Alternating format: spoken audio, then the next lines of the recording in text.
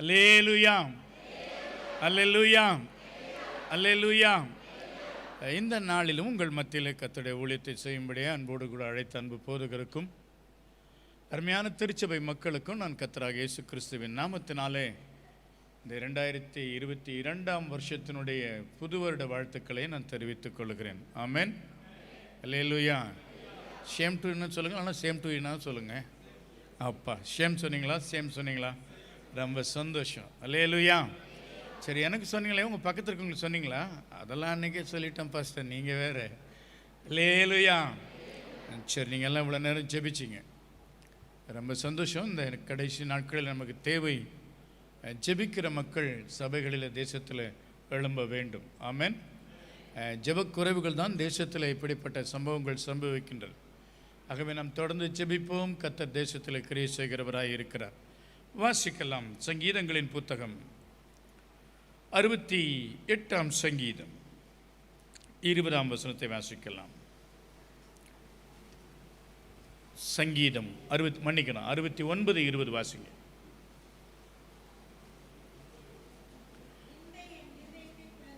நிந்தை என் இருதயத்தை பிளந்தது, நான் மிகவும் வேதனைப்படுகிறேன்.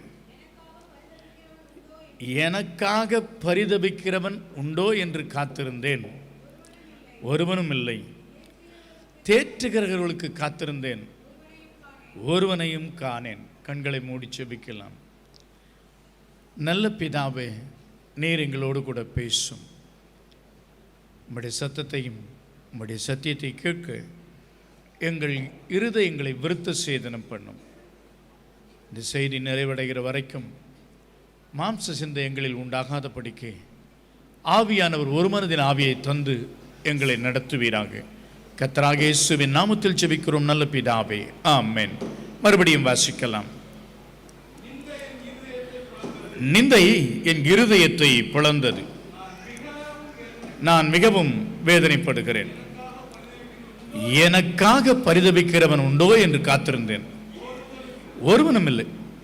தேற்றுகிறவர்களுக்கு காத்திருந்தேன், ஒருவனையும் காணேன் என்று பக்தனாகிய தாவீது புலம்புகிற ஒரு வார்த்தை. இந்த அதிகாரம் முழுவதையும் நீங்கள் வீட்டிலே போய் வாசியுங்கள். அவன் சந்தித்த பாடுகள், உபத்திரவங்கள், மனுஷரால் மறக்கப்பட்டது, நிந்தைகள் எல்லாம் குறிப்பிடப்பட்டிருக்கும். இப்பொழுது அவனுடைய எதிர்பார்ப்பெல்லாம் எனக்காக பரிதபிக்கிறவர்கள் யாராவது இருக்கிறார்களா என்று சொல்லி. ஒரு மனுஷனுடைய வாழ்க்கையில் சோதனைகளும் நெருக்கங்களும் வேதனைகளும் நிந்தைகளும் அவமானங்களும் வருகிற பொழுது அவனை பார்த்து பரிதாபப்படுகிறவர்கள் அநேகர் இருப்பார்கள். ஆனால் அவனுக்காக பரிதபிக்கிறவர்கள் ஒருவர் கூட இருப்பதில்லை. இதுதான் நிதர்சனமான ஒரு உண்மை. பார்த்துட்டு பரிதாபப்பட்டு போயிடுவாங்க, இல்லைங்களா? யோபு நீதிமான், சன்மார்க்கன், உத்தமன், தேவனால் சாட்சி பெற்றவன். எல்லாவற்றையும் இழந்து வீதிக்கு வந்து விட்டான். இப்பொழுது அவனை பார்த்து எல்லோரும் பரிதாபப்பட்டார்கள். எப்படி வாழ்ந்ததான ஒரு மனிதன், எவ்வளவு பெரிய பக்திமான், எவ்வளவு பெரிய கோடீஸ்வரன், எவ்வளவு செல்வ செழிப்பாய் வாழ்ந்தவன், இன்றைக்கு வீதியில் அமர்ந்து தன்னுடைய சரீரத்தை சுரண்டி கொண்டிருக்கிறானே. எந்த மனுஷனுக்கும் இப்படிப்பட்ட நிலைமை வரவே கூடாது என்று யோபுவை பார்த்த எல்லாரும் அவனுக்காக என்ன செஞ்சாங்க? பரிதாபப்பட்டாங்க. நல்ல கவனிங்க, பரிதபித்தல் என்பது வேறு, பரிதாபப்படுதல் என்பது வேறு. பரிதாபப்பட்டு போயிட்டே இருப்பாங்க. அவங்க என்ன பண்றது, வீட்டுக்கு வீடு வாசல், யார் யாருக்கு என்னென்ன நடக்குன்னு இருக்கோ, நாம் என்ன பண்ண முடியும்? பரிதாபப்படுகிறவர்கள் அநேகர் இருக்கிறார்கள். பரிதபிக்கிறவர்கள் யார் இருக்கிறார்கள்?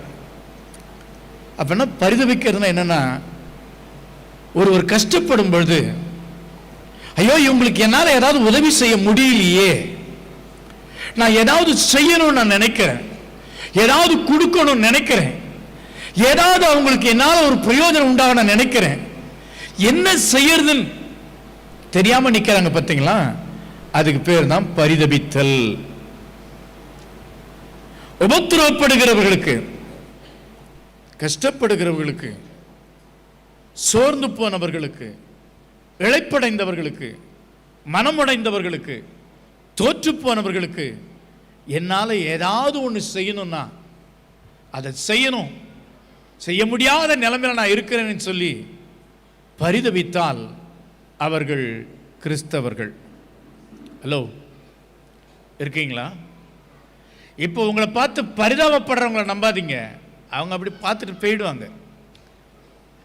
ஆனால் உங்களுக்கு ஏதாவது செய்யணும்னு பரிதவிக்கிறவங்க பார்த்தீங்களா, அவங்க தான் தேவனுடைய பிள்ளைகள்.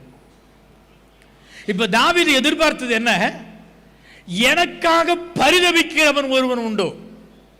அப்படின்னா என்ன பொருள்? இந்த பிரச்சனைகளிலிருந்து, இந்த நிந்தையிலிருந்து, இந்த அவமானத்திலிருந்து உள்ளம் சோர்ந்து போயிருக்கிறேன், இருதயம் சோர்ந்து போயிருக்கிறது, மனசு ரொம்ப வியாகுலப்பட்டிருக்கிறேன். எனக்கு உதவி செய்ய யாராவது இருக்காங்களா? யாராவது வரமாட்டாங்களா? இல்லை, எனக்கு ஆறுதல் சொல்ல, தேற்றரவு பண்ண, என்னை தேற்றி இருப்பா, கவலைப்படாத, நாங்கள் இருக்கிறோம் என்று தேற்றுவதற்கு யாராவது இருக்கிறாங்களான்னு சொல்லி 2 பேர் அவன் எதிர்பார்க்கிறான். ஒருவன் உதவி செய்யும்படியாய், ஒருவன் ஆறுதல் சொல்லும்படியாய். இந்த 2 பேருமே அவனுக்கு கிடைக்கல. ஒரு மனுஷனுடைய வாழ்க்கையில் வேதனையானது தான் இதுதான். பணம் காசு கொடுக்குறாங்களோ இல்லையோ, நமக்காக பரிதபித்து உதவி செய்ய முடியலன்னு வருத்தப்படுறவங்களாவது இருக்கணும். உண்மையாகவே மெய்யான ஒரு ரட்சிப்பு என்பது பரிதபிக்கக்கூடிய ஒரு இருதயம் நமக்கு வேண்டும். ஒருத்தவங்க கஷ்டப்பட்டாங்கன்னா நமக்கு அது இருக்குதா அப்படின்னா கொஞ்சம் கேள்விக்குறிதான். உண்மையாக யோசிச்சு பாருங்க. இன்னைக்கு ரோட்டில் ஒரு விபத்து நடந்து விடுகிறது. விபத்தில் இன்னைக்கு எல்லாரும் என்ன பண்ணுறாங்க? உடனடியாக அவனை காப்பாற்றணும்னு நினைக்கல. இப்போ எனக்கு என்ன ஆகிப்போச்சுங்க, அதை உடனேயே தங்கள் மொபைலில் அதை வீடியோ எடுத்து அவனை ஆஸ்பத்திரி கொண்டு போகிறதுக்குள்ளே ஃபேஸ்புக்கில் ஃபார்வர்ட் பண்ணி அதுக்கு ஒரு 1000 லைக் அவன் வாங்கிடுறான். ஹலோ, அவன் என்ன செஞ்சிருக்கணும்? விபத்தில் சந்திக்கப்பட்டவனுக்கு என்ன செஞ்சிருக்கணும்? ஆனால் இன்னைக்கு அது இருக்குதா? இல்லையே. அப்போது இந்த உலகம் இன்றைக்கு எங்கே மாறிட்டு இருக்குதுங்க? மிக கொடுமையாய், கொல்லாததாய் மாறிக்கொண்டிருக்கிறது. நீங்கள் இப்போ மனசாட்சியோட சொல்லுங்க.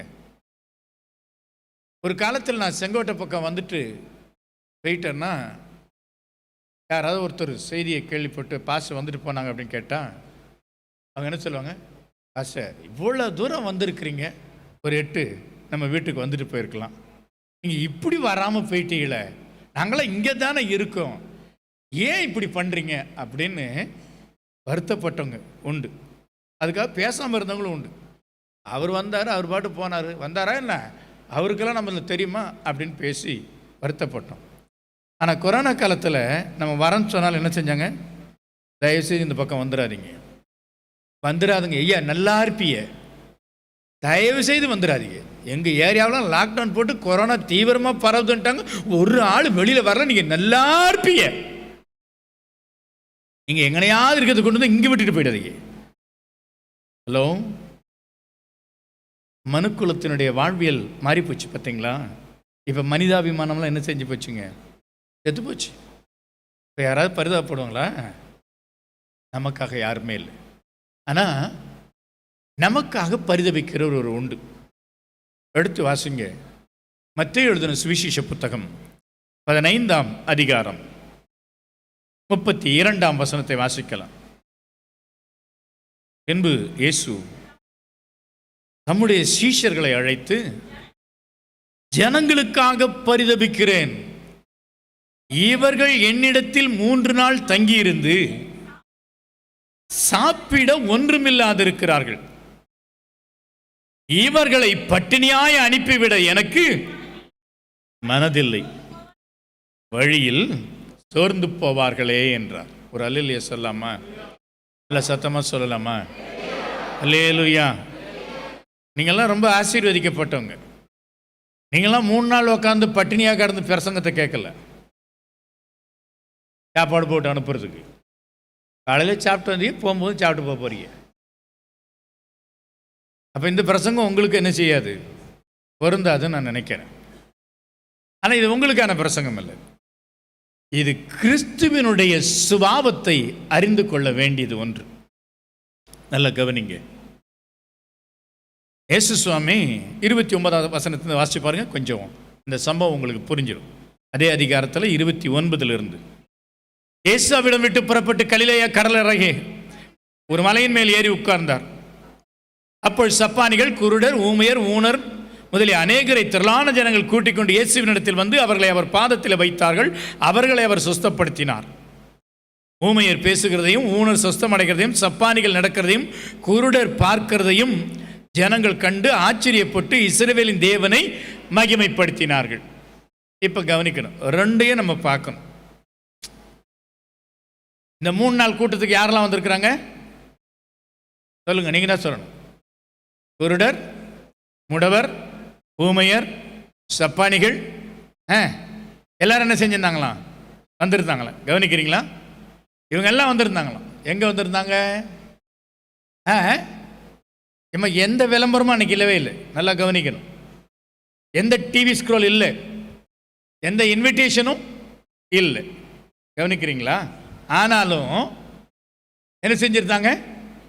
மலைக்கு வந்துட்டாங்க. எந்த மலைக்கு? இயேசு தங்கி இருந்ததான மலை அருகே அவங்க எல்லாம் வந்துட்டாங்க. ஒருத்தர் தனியாக வந்த மாதிரி இல்லை. பார்வையற்றவனை கூட்டிட்டு வர்றதுக்கு யாராவது ஒருத்தர் வேணும். நடக்க முடியாதவனை கூட்டிட்டு வர்றதுக்கு யாராவது ஒருவர் வேணும். சப்பானிகளை தூக்கிட்டு வர்றதுக்கு யாராவது வேணும். இப்படி பலவிதப்பட்டதான அங்ககீனம் உள்ளவர்கள் எல்லாம் எங்க வந்திருக்கிறாங்க? இயேசுவனிடத்திலே வந்திருக்கிறார்கள். நன்றாய் கவனியுங்கள். ஒரு 4000 பேர் வந்துட்டாங்க இங்கே. சரிங்களா? இந்த 4000 பேரும் 3 நாளா எங்க இருக்கிறாங்க? ஹலோ, எங்க இருக்கிறாங்க? இயேசுவின் பாதத்தில் இருக்கிறாங்க. அல்லேலூயா சொல்லுங்க, சத்தமா சொல்லுங்க. இந்த 3 நாள் அவங்களுக்கு என்ன இல்லை? சாப்பாடலாம் அதுகளுக்கு அந்த நினைப்பே இல்லை. எதுகளுக்கு சொல்லுங்க. நான் அடிக்கடி இப்போ சமீபத்தில் கூட ஒரு பட்டிமன்றம் ஒன்று நான் நடத்தினேன்.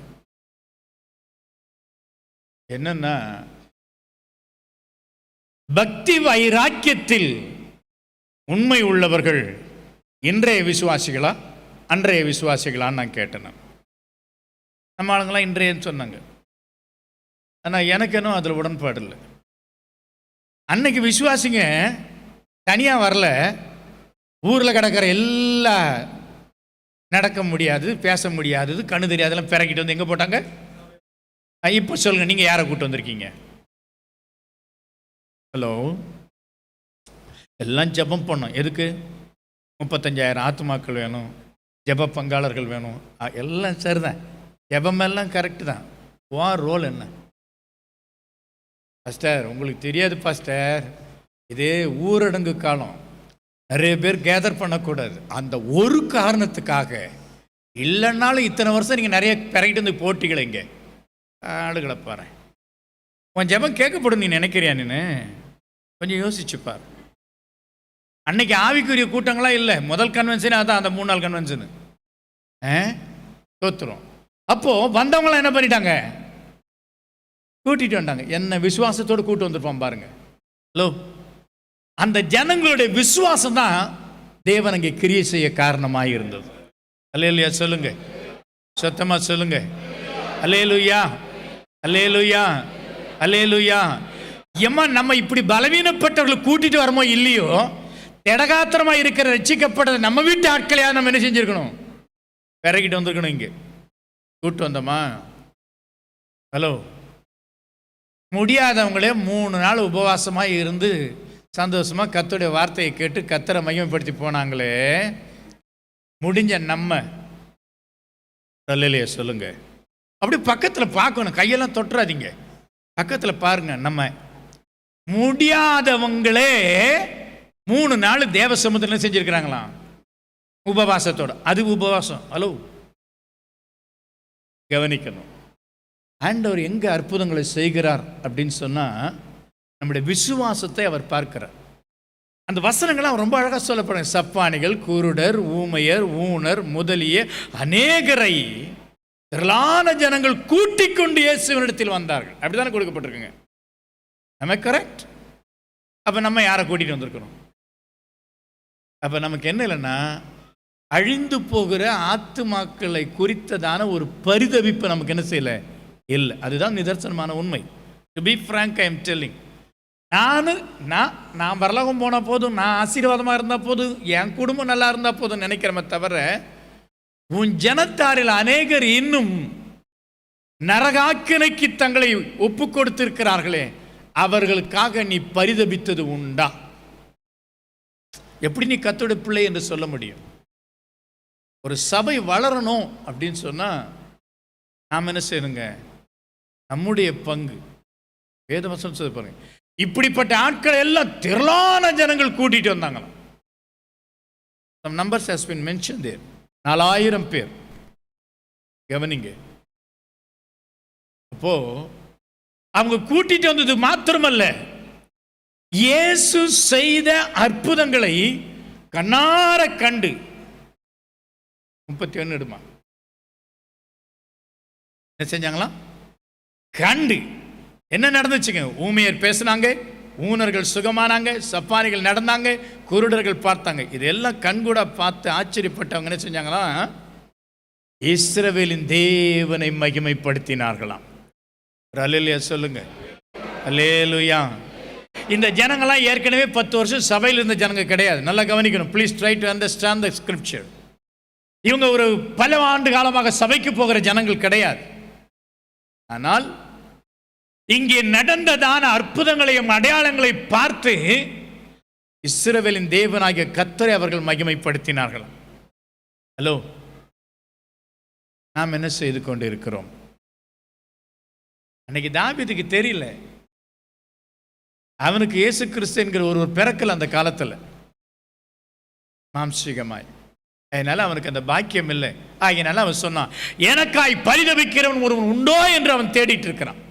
ஆனால் உங்களுக்கு எனக்கும் பிதாவின் வலது பரிசத்தில் பரிதபிக்கிற ஒருவர் உண்டு. உங்களுக்காக, எனக்காக.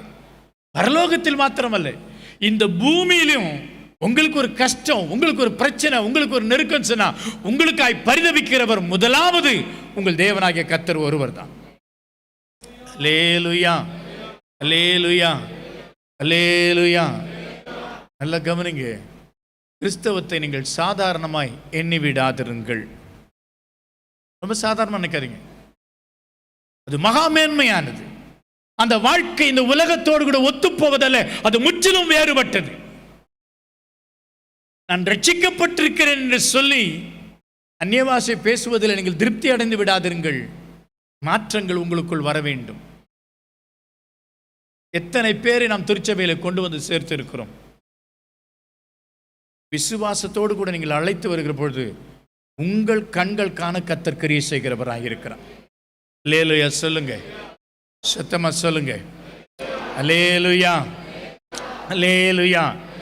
இப்ப இயேசு எந்த ஜனங்களுக்காக பரிதபித்தாரு சொல்லுங்க? எந்த ஜனங்களுக்காக பரிதபித்தாரு?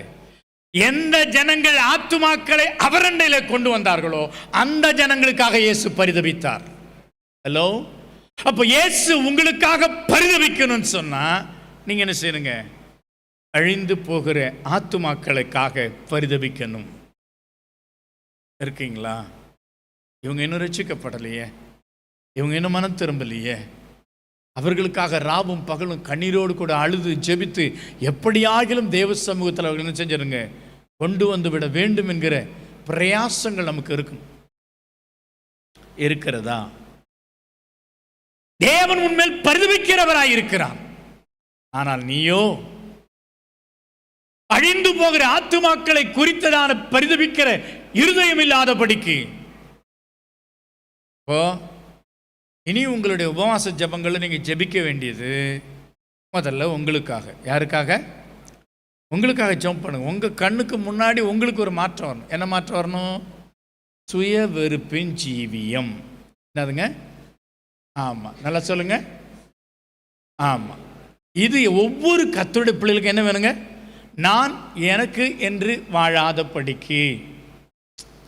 உங்களுக்கு ஒரு விஷயம் கற்றுக் கொடுக்கட்டுங்களா? தனக்காகவே பரிதபித்துக் கொண்டிருந்ததான யோபு என்னைக்கு தன் சிநேகிதனுக்காக பரிதபித்து ஜெபித்தானோ அன்னைக்கு அவனுடைய பரிதாப நிலைமை மாறிச்சு. அல்லேலூயா சொல்லுங்க. சத்தியம் உங்களுக்கு விளங்கும்னு நான் நினைக்கிறேன். அது வரைக்கும் அவனுடைய சிநேகிதர்கள் கேட்கிற கேள்விக்கு அவன் பதில் சொல்லிட்டு இருந்தான். எல்லாத்துக்கும் பதில் சொல்லிட்டு இருந்தான். தன்னுடைய நியாயங்கள், தன்னுடைய ஜெபங்கள், தன்னுடைய வாழ்வாதாரங்கள், தன்னுடைய சாட்சி, இது எல்லாருக்கும் பதில் கொடுத்துக்கிட்டே வர்றான். ஆனா என்னைக்கு தன்னுடைய நிலைமையை விட்டுட்டு தன் சிநேகிதருக்காக அவன் ஜெபிக்க ஆரம்பித்தானோ, அப்போ இப்ப சிநேகிதர்களுக்காக பரிதபிக்கிற இருதயம் எப்போ அவனுக்குள்ள வந்துச்சோ, அப்போ ஆண்டவர் அவன் என்ன செஞ்சாருங்களாம்? ரெண்டத்தனையாய். இந்த உபவாச நாளில் ஒரு தீர்மானம் பண்ணுங்க. முதலில் உங்கள் கண்களுக்கு முன்பதாக இருக்கிற பரிதாபத்திற்குரிய ஜனங்களுக்காக பரிதபிக்கிற ஒரு இருதயம் எனக்கு வேண்டும் ஆண்டவரேன்னு கேளுங்க.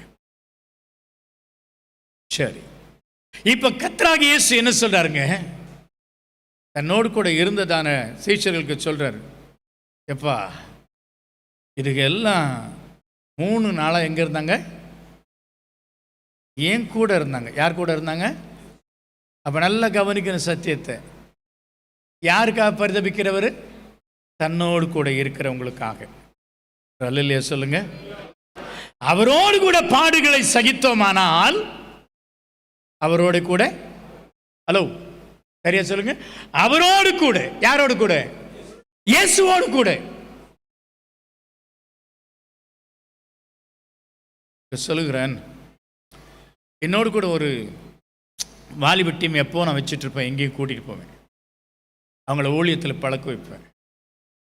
நான் உபவாசமாக இருந்தால் அவனுங்களும் இருக்கணும், நான் கஷ்டப்பட்டால் அவனும் இருக்கணும், நானும் முழங்கால ஜம்ப் பண்ண அவனும் பண்ணணும்னு சொல்லி எல்லாத்தையும் பண்ணிகிட்டு இருப்பேன். அப்போது அவங்க ஒவ்வொருத்தனுக்கும் நான் தனிப்பட்ட முறையில் அக்கறை எடுத்துக்குவேன். அவனுடைய தேவைகள், உலக பிரகாரமான குடும்பத்துக்கான எல்லா தேவைகளையும் நான் சந்திப்பேன். அப்போ அவங்க சொல்லுவாங்க, ஐயா நாங்கள் ஊழியத்தை கற்றுக்கொள்ள உங்களோடு கூட வந்தோம், இதெல்லாம் எங்களுக்கு வேண்டாம், நாங்கள் உங்களிடத்திலிருந்து அந்த அனுபவங்கள் எங்களுக்கு தேவைன்னு சொல்லுவோம். நான் சொல்லுவேன், டேய் நீ 3 நாளாக யார் கூட இருந்திருக்கிற? என் கூட இருந்திருக்கிற. வீட்டுக்கு போனால் உங்கள் அம்மா கேட்காது, இல்லை 3 நாளாக அந்த பாஸ்டர் கூட சுற்றினிய, உனக்கு ஏதாவது சுவார் தண்ணி வாங்கி கொடுத்தாரு அந்த மனுஷன்? உன் வீட்டை நீ கேட்க மாட்டேன், நீ ரசிக்கப்பட்ட உன் பெருந்தன்மை. உன் வீட்டாள்கள் உனக்கு கேட்குமா கேட்காதா? 3 நாள் அந்த அன்பு பாசு பின்னாடியே பைய தூக்கிட்டு அலைஞ்சியே, என்னத்தை கொடுத்தாரு அவரு? உன் வீட்டாளு கேட்கும், உன் பெஞ்சாதி கேட்கும், உன் பிள்ளைகள் கேட்கும். அதுக்கு என்ன தூஷிக்கிறதுக்கு நான் காரணமாக இருக்கக்கூடாது. எனக்கு என்ன கிடைச்சதோ அதில் உனக்கு என்ன உண்டு? பங்கு உண்டு. நீ ஏன்னா 3 நாள் என் கூட என்ன செஞ்சிருக்க? இருந்திருக்கிற. ஒரு சாதாரண ஒரு ஊழியக்காரன் தன்னோடு கூட இருக்கிறவர்களுக்கு இவ்வளவு அக்கறை கொள்வானால், சர்வத்தை உண்டாக்கின தேவன் அவரோட கூட இருக்கிற, அவரோட கூட பாடுகளை அனுபவிக்கிற ஒவ்வொருவருக்காகவும் அவர் பரிதபியாமல் இருப்பாரா? நீங்க பதில் சொல்லுங்க. உயிரோடு இருந்தால் மட்டும் ஆமேன்னு சொல்லுங்க. அல்லேலூயா சொல்லுங்க.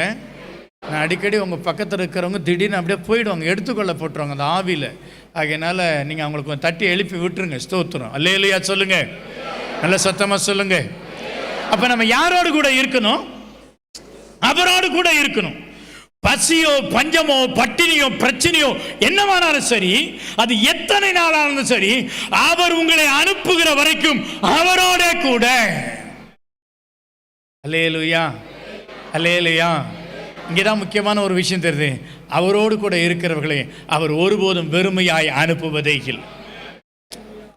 உங்க பக்கத்துல இருக்க முகத்தை பார்த்து சொல்லுங்க, 3 நாள் இருந்தவங்களுக்கே நீங்க சரியா பேச மாட்டீங்களே, சண்டை போட்டு ஆள் பக்கத்தில் உட்கார்ந்துருக்கீங்களோ?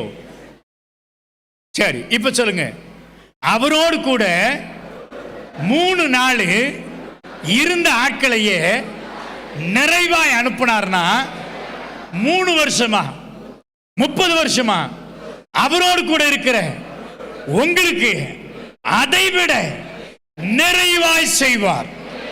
நல்ல கைகளை தட்டி, நல்ல கைகளை தட்டி, நல்ல நல்ல நல்ல நல்ல நல்ல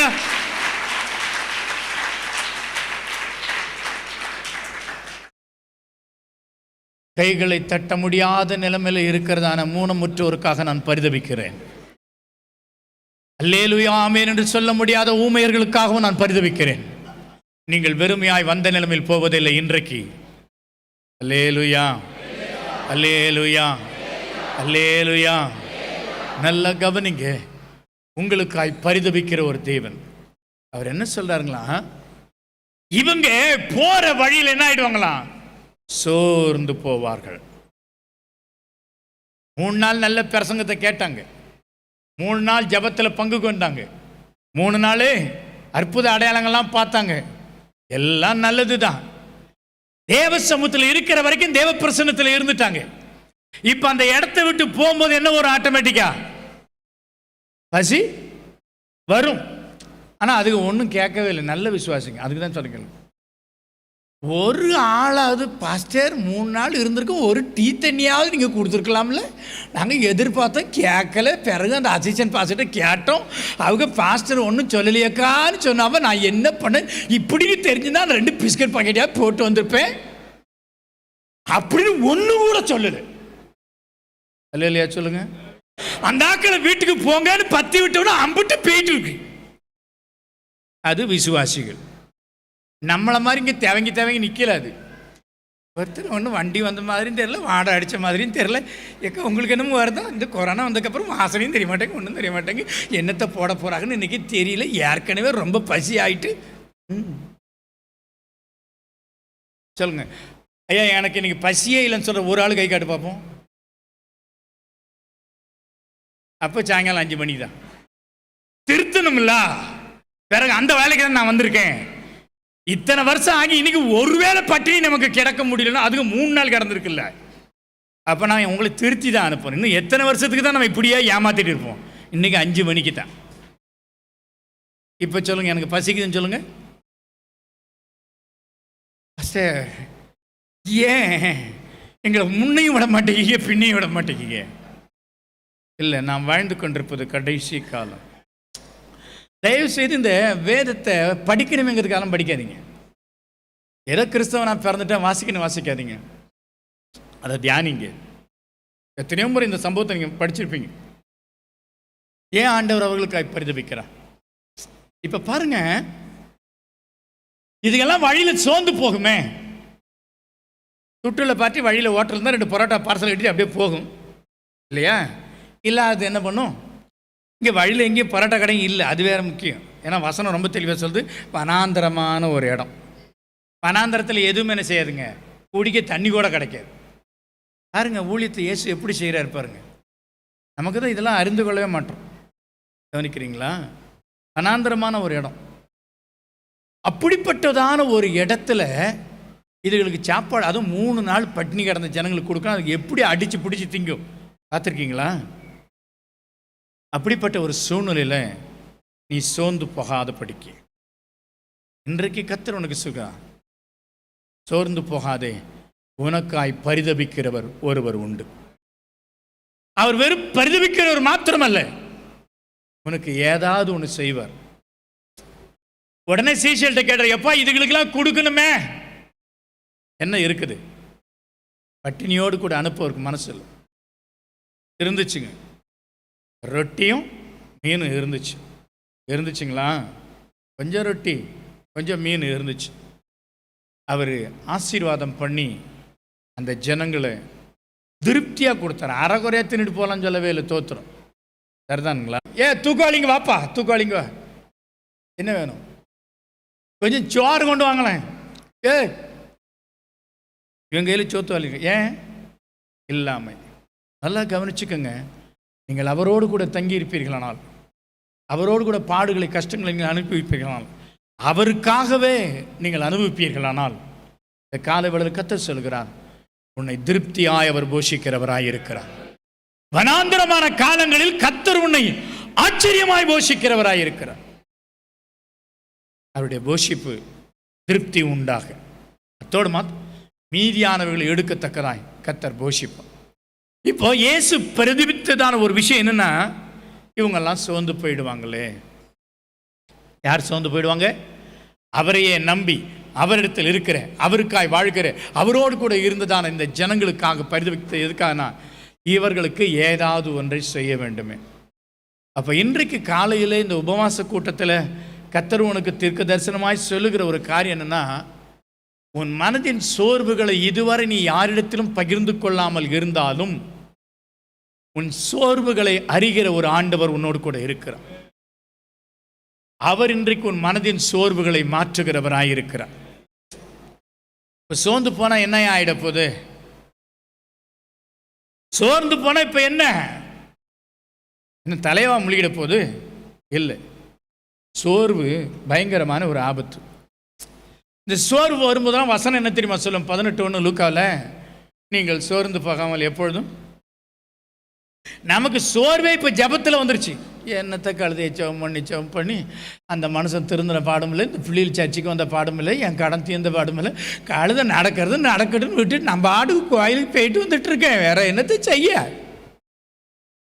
எக்கா ஜபம் நடக்குது, ஆறிகளா வாங்க, இப்படி தான் ஜபம் ஓடி ஓடி என்னத்தை கண்டேன்? என் மாப்பிள்ளையும் அந்த கேள்வியை தான் கேட்கு. அழுது ஒப்பாரி வச்சு ஜபம் பண்ணால் ஒரு கழுதையும் நடக்கவே இல்லை. ஆனால் இயேசு சொல்கிறாரு, நீ சோர்ந்து போக மனசு எப்பொழுதும் ஜெபம் பண்ணு. ஒருவேளை உனக்கு நியாயம் கிடைக்காததாக இருக்கலாம், ஒருவேளை உன் வாழ்க்கையில் அநியாயங்களாக இருக்கலாம், ஒருவேளை இதுவரை உன் ஜெபத்துக்கு பதில் இல்லாமல் இருக்கலாம். ஆனால் நீ ஒன்றை செய், சோர்ந்து போகாமல் ஜெபம் பண்ண. கர்த்தர் உன்னை சோர்ந்து போகாமல் ஜெபிக்க அவர் பலன் தருகிறவராயிருக்கிறார். அல்லேலூயா சொல்லுங்களேன். அல்லேலூயா. இந்த மனசில் சோர்வு வந்துருச்சுன்னு வச்சுக்கோங்களேன், என்ன சம்பவிக்கும் சொல்லுங்க? யார் கரெக்டாக சொல்லுங்க பார்ப்போம். மனசில் ஒரு சோர்வு வந்துடுது. ஆண்டவரை தேடி தேடி என்ன பண்ண போகிறோம்? ஒரு சோர்வு வந்துருச்சு. இப்போ அடுத்து என்னவா இருக்குன்னு நினைக்கிறீங்க? நம்ம எடுக்கக்கூடிய ஒரு முடிவு. ஹலோ, கொஞ்சம் சத்தமாக சொல்லுங்களேன். ஜெபம் பண்ண வேணான்னு ஒரு முடிவு பண்ணுறோம். அடுத்தது பைபிள் படிக்க வேணான்னு முடிவு பண்ணிவிடுவோம். அடுத்தது சர்ச்சுக்கு போக வேணான்னு முடிவு பண்ணுறோம். அடுத்தது யாரும் இனி நம்ம வீட்டுக்கு வந்து ஜெபம் பண்ண வேண்டாம், தீர்க்கதரிசனம் சொல்ல வேண்டாம். அடுத்தது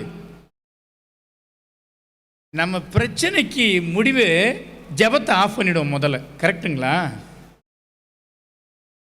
நல்லா கவனிங்க அன்பிற்குரியவர்களே. அன்று சொல்ல நீ எப்பொழுதும் ஜெபம் பண்ணுன்ட்டு. ஆனால் ஏன் ஆண்டவர் நீ சோர்ந்து போகாதுன்னு சொல்கிறாரு அப்படின்னு சொன்னால், ஒரு தேவ பிள்ளைக்குள்ள, அதுவும் ஆவிக்குரிய பிள்ளைகளுக்குள்ள ஒரு சோர்வு வந்துருச்சுன்னா அது உங்களை எங்கே கொண்டு போய் தெரியுமா நிறுத்தும்? எங்கே நிறுத்தும்? நீங்கள்லாம் அடிக்கடி சொல்லுதான், ஆண்டவர் ஏன் தான் என்னை இன்னும் வச்சிருக்கிறாருன்னு தெரியல, பேசாமல் எடுத்துக்கிட்டா கூட நல்லா இருக்கும், போதும். இந்த வார்த்தையை சொல்லாத விசுவாசிகளே இருக்க மாட்டாங்க. உங்களை விட்டுருங்க.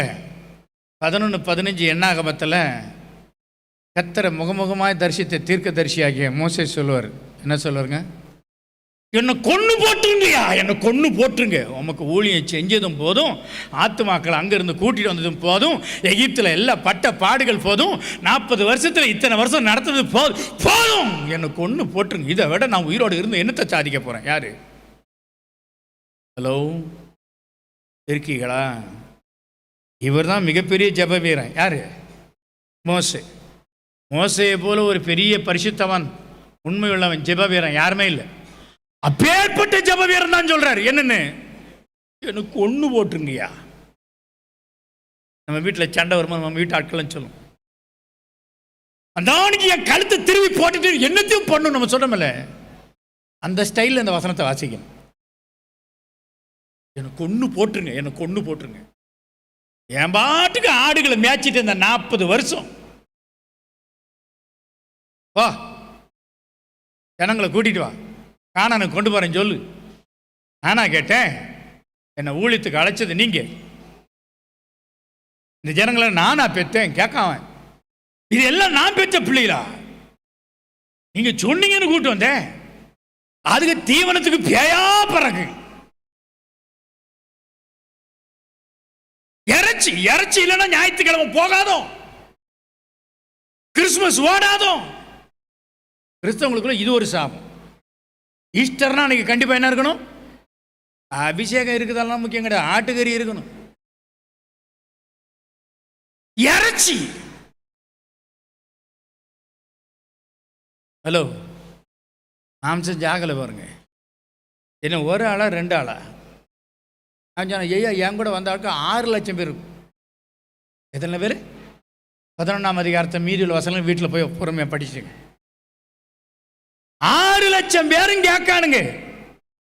ஏதோ சர்ச்சைக்கு வந்து 5 பேர் 10 பேர் சாப்பாடு வாங்கி கொடுங்கன்னு கேட்டால் பரவாயில்ல, ரைட்டு, நியாயம் இருக்கு. 500 பேர் என்கிட்ட வந்து 500 பேர் என்கிட்ட என்ன கேட்கான்? பிரியாணி கேட்கான். அதுக்கு வேறு சிக்கன் மஞ்சூரிங்க, ஒருத்தன் சிக்கன் லாலிபாப்புங்க, ஒருத்தன் சிக்கன், உங்களுக்கு தானே அந்த பேரெல்லாம் தெரியும், சிக்கன் 65ங்கிறான். இவ்வளவு பேரும் கொடுக்கணும். என்ன மோசைக்கு கோவம் வந்துருச்சு, மனசு உடஞ்சிட்டான். இதுகளெல்லாம் நான் பெற்ற பிள்ளைகள் மாதிரி, நீ கூட்டு வரச்சா கூட்டு வந்தேன், அவ்வளோதான் எனக்கு தெரியும். இதுகளுக்கு சோத்தை போடணும், நான் எங்கேருந்து போட?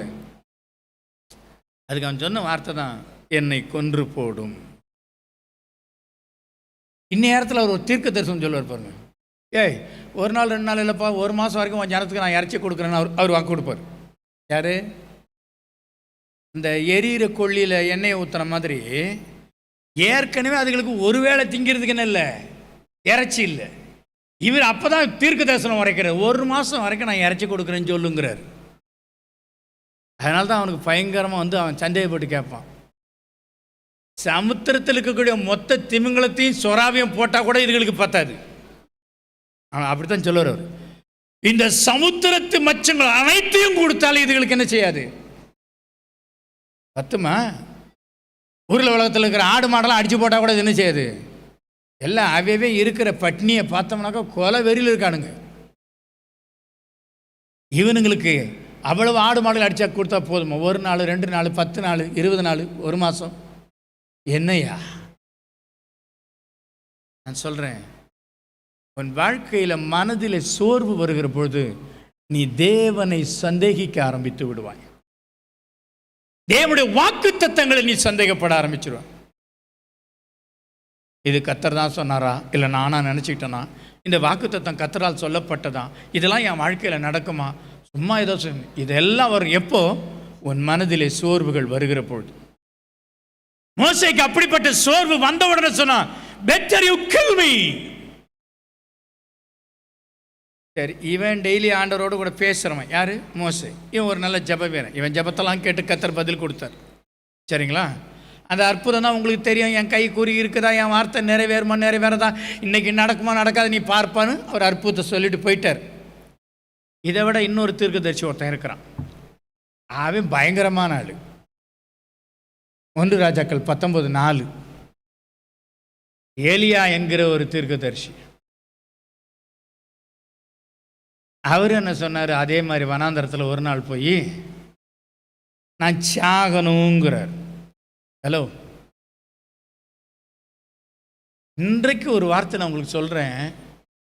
இந்த பிரச்சனையோடு, இந்த பிசாசு போராட்டத்தோடு, இந்த கடன் பாரங்களோடு கூட, இந்த நெருக்கத்தோடு கூட நீ சாகவா கர்த்தர் உன்னை அழைத்தார்? இந்த ஒரு கேள்விக்கு நீங்கள் எனக்கு பதில் சொல்லிட்டு நீங்கள் இன்னைக்கு வீட்டுக்கு போகலாம். உன்னை சாகடிக்கவா புறஜாதிகளிலிருந்து கர்த்தர் உன்னை விடுவித்தார்?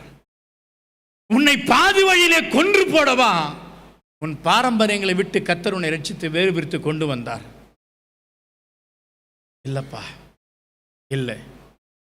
சோர்ந்துராத, உன்னை பலப்படுத்த, உனக்கு அற்புதங்களை செய்ய அவர் இன்றைக்கும் உயிரோடு கூட இருக்கிறவராக இருக்கிறார். உன்னை சாகடிக்க தேவன் விரும்பலை, நீ சாகவும் அவர் அனுமதிக்கலை. அதனால தான் அவர் சொன்னார், சாகிறவனுடைய சாவை நான் விரும்புறது இல்லைன்னு சொன்னார். நண்பிற்குரியவர்களே, இந்த உபவாச நாளில் எதற்கெல்லாமோ நீங்கள் ஜெபிச்சிட்டு இருக்கலாம். உங்களுடைய தனிப்பட்ட ஜீவிதம், உங்களுடைய அந்தரங்க வாழ்க்கை பரிதாபத்திற்குரியதாக இருக்கிறதா? அந்த பிரச்சனையோடு கூட நீங்கள் வாழ்நாளெல்லாம் வாழ்ந்து முடிக்க கர்த்தர் விரும்பலையா? சோர்ந்துராதீங்க. ஒரு கேள்வி அநேக ஆவிக்குரிய விசுவாசிகள் ஊழியக்காக உள்ளத்தில் எழும்புது. இன்னும் எவ்வளவு நாளைக்கு? அவங்களுக்கு பிரச்சனை எல்லாம் இப்போ கர்த்தர் தான் சொல்லணும். எல்லாத்தையும் விடுங்க, எல்லாத்தையும் பார்த்துட்டு கர்த்தர் மௌனமாக தானே இருக்காரு. அந்த மனுஷன் சர்ச்சுக்கும் வரல, பைபிளும் படிக்கலை, கேட்டால் என்னை இந்த அடி அடிக்கான். கர்த்தர் பார்த்துட்டு இருக்கார். அவர் கையை அந்த ஆக்கில் முடக்கி போட்டால் என் மாப்பிள்ளை அடுத்து என் மேலே கை வைப்பானா? முடக்கி போட்டால் அப்புறம் மனம் திரும்பினதுக்கப்புறம் திரும்ப கை நீளணும், அதுக்கு என்ன பண்ணுறது? அப்போ நல்ல கவனிங்க, இவன் சொல்கிறான், நான் சாகணும் ஆண்டவரே, போதும், என் பிதாக்களை பார்க்க நான் நல்லவன் இல்லை. யாரு? எலியா தீர்க்கதரிசி. உங்களுக்கு தெரியுமா, இவர் தான் முதல்ல சவால் விட்டவர். அது முந்தின அதிகாரத்தை வீட்டில் பொறுமையாக வாசிப்பாங்க தெரியும். இவர் தான் சவால் விட்டவர். என்னன்னு, 450 பாகால்களின் தீர்க்கதரிசிகளுக்கு முன்பதாக என்ன செஞ்சாருங்க? இவர் தான் சவால் விட்டார். ஏய், அக்கினி நான் உத்தரவர்களும் தெய்வமே தெய்வம், மனுஷனோட பேசுகிற தெய்வம் தான் தெய்வம், வாங்கடா. யார்? ஒத்தாள். கர்த்தருக்காக மகா வைராக்கியம் நின்ற அந்த எலியா சொல்றாரு, 3 வருஷம் மழை பெய்யாட்டம் பெய்யாம நின்றுச்சு. அந்த எலியா சொல்ற நல்ல ஜப வீரன், கருத்தா ஜபிக்கிற ஜப வீரன். யாரு? இந்த எலியா. ஒரு பிரச்சனை வந்தவொடனே மனசு சோர்ந்து போச்சு.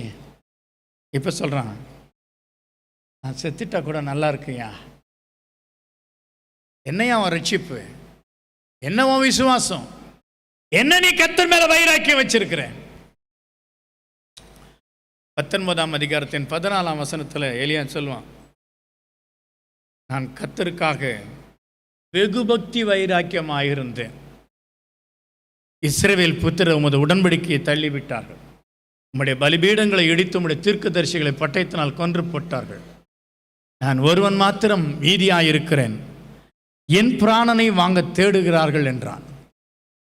ஹலோ, கவனிக்கிறீங்களா? ஒருவேளை எலியாவை போல வசனத்திற்காக நீங்கள் வைராக்கியமாக நிற்பீர்களானால், உங்களுக்கு ஒரு சோதனை எலியாவை காட்டிலும் வந்திருக்குமானால், ஒருவேளை இந்த எலியா அறிக்கை செய்தது போல நீங்கள், ஆண்டவரே உங்களுக்காக தான் நான் இவ்வளோ வைராக்கியமாக இருந்தேன், பொறுத்து கொள்ளக்கூடாததை பொறுத்து, சகிக்க முடியாததை சகித்து, மன்னிக்க முடியாதவர்களை மன்னித்து, எல்லாம் கர்த்தருக்காக நான் இருந்தேன். என்ன மாதிரி யாரும் இருக்க மாட்டாங்க, என்னைக்காவது கர்த்தர் மாத்திர மாட்டாரு. நானும் பொறுமையாக இருந்து ஜெபிச்சு ஜெபிச்சு ஜெபிச்சு இதுக்கு மேல என்னால் இருக்க முடியாது என்கிற ஒரு மனநிலையோடு கூட எலியாவை போல நீ காணப்படுவாய். ஆனால் இந்த ஆராதனையில் கர்த்தர் உனக்கு தீர்க்க தரிசனமாய் சொல்லுகிற காரியம், நீ வேணா சொல்லலாம், என்ன மாதிரி யாருமே இல்லையா, செபிக்கிற ஆள் இல்லை, கர்த்தர் மேல வைராக்கியமா இல்லை, கர்த்தருக்கு கொடுக்க கூடிய இல்லை, கர்த்தருக்காக சகிக்கிறவங்க இல்லை, என்ன மாதிரி யாருமே இல்லை, நான் கர்த்தருக்காக அவ்வளவு வைராக்கியமாக இருந்தேன். யாரு? எலியா சொன்னார். இப்பதான் கர்த்தர் அவனுக்கு சொல்றாரு, ஏய், பாகால்களை முத்தமிடாதே, பாகால்களுக்கு முன்பதாய் மண்டியிடாதே, 7000 பேரை நான் தேசத்தில் வைத்திருக்கிறேன் என்று கர்த்தர் சொல்லுகிறார். என் அன்பு தேவனுடைய பிள்ளையே, உன்னை போல ஒத்த ஆவி உடைய, உன்னை போல கர்த்தருக்காய் வைராக்கியமாய் இருக்கிறே, உன்னை போல கர்த்தருக்காய் வாழ்ந்து கொண்டிருக்கிறே இதே ஆவி உடைய 7000 பேர் தேசத்தில் இருக்கிறார்கள். உன்னோடு கூட இணைந்து ஜெபிக்க, உன்னோடு கூட கர்த்தருக்காய் மகா வைராக்கியம் நிற்க இந்த கடைசி காலத்தில் இருக்கிறாங்க. நான் ஒருத்தி தான் இப்படி பாடுபடுறேன், நான் ஒருத்தி தான் சொல்லி சொல்லாதே. உன்னை போல 7000 பேர், உன்னை போல ஆவியுடைய ஒத்த ஆவியுடையவர்கள் இருக்கிறாங்க. இல்லை, நீ மரித்து போக வேண்டிய அவசியமே இல்லை.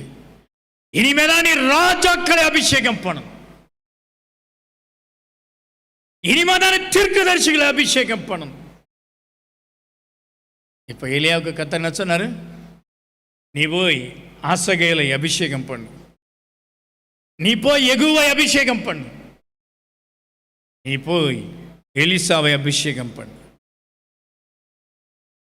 போதும், நான் செஞ்ச ஊழியம் போதும், நான் பண்ண ஜெபம் போதும், கர்த்தர் கர்த்தர் கர்த்தர் நான் வைராக்கியமாக இருந்தது போதும்.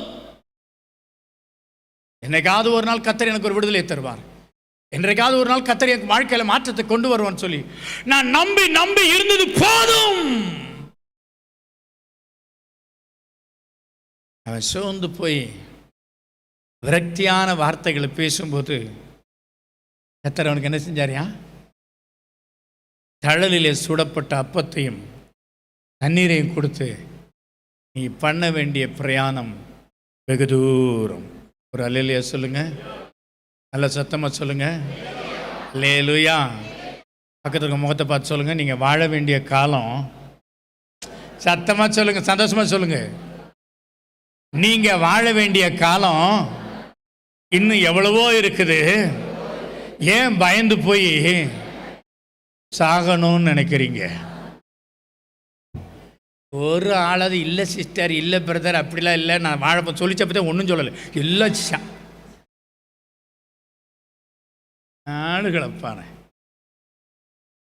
இன்னைக்கு இது வேற உலகம் பூரா போகுது. கொஞ்சம் நான் அடக்கித்தான் வாசிக்கிறேன் வழக்கமான பாணியை. கொஞ்சம் யோசிச்சு பாருங்க. அதை சொல்லும்போதே உனக்குள்ளே சுருக்கணும்னு வரணும். இன்னும் 40 பேரை சாகு அடிக்காமல் நான் எங்கே சாவேன்? நம்ம வீட்டில் சில வயசானதுக்கு இழுத்து பிடிச்சி கிடக்கும்போது அது சொல்லுவோம். அது இப்போத்துக்குள்ளே போகாது, அது இன்னும் 4 பேரை முழுங்கிட்டு தான் போகும். அதை பார்த்தா அப்படியே சொல்லுமில்ல.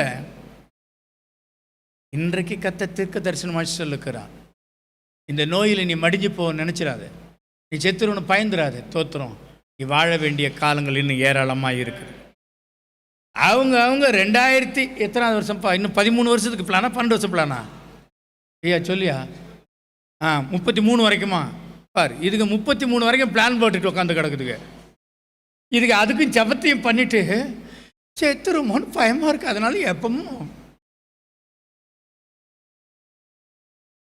அல்லேலூயா சொல்லுங்க, சத்தமாக சொல்லுங்க. அல்லேலூயா, அல்லேலூயா, அல்லேலூயா, அல்லேலூயா. வாக்களித்த தேவனை நீ பாடிக்கொண்டாடு. தெரிஞ்சவங்க மட்டும் பாடுங்க, பாடுறவங்களுக்கு மட்டும் தான் மற்ற சாப்பாடு, இல்லைன்னா கூப்பாடு.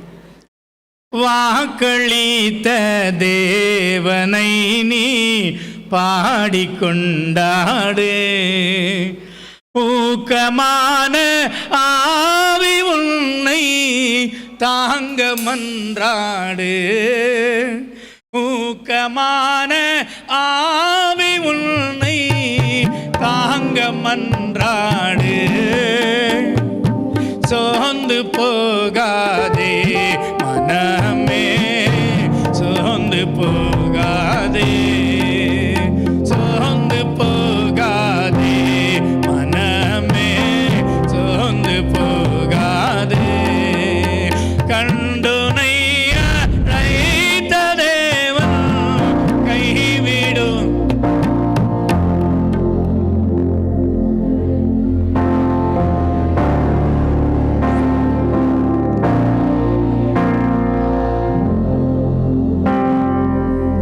சோர்ந்து போ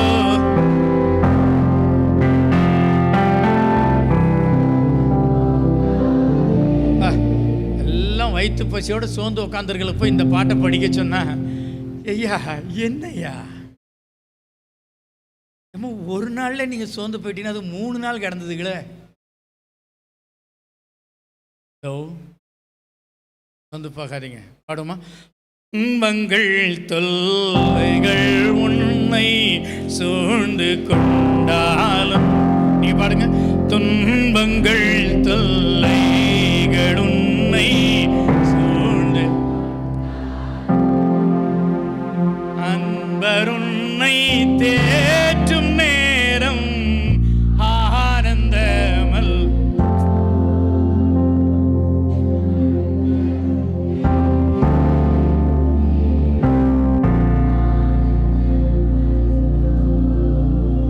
சோர்ந்து போகாதே மனமே, சோர்ந்து பாருங்க. சோர்ந்து போகாதே மனமே,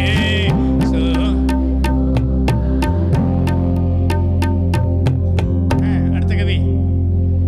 அவனும் கம்ப்யூட்டர்காரன் நமக்கு பாட்டை போட்டு தொலைக்க மாட்டாங்க, நமக்கும் பாட்டு தெரிய மாட்டேங்க. இப்படி நடந்தால் சோர்ந்து போகாம நான் எப்படி பிரசங்க யார் இன்னைக்கு? அல்லேலூயா சொல்லுங்க.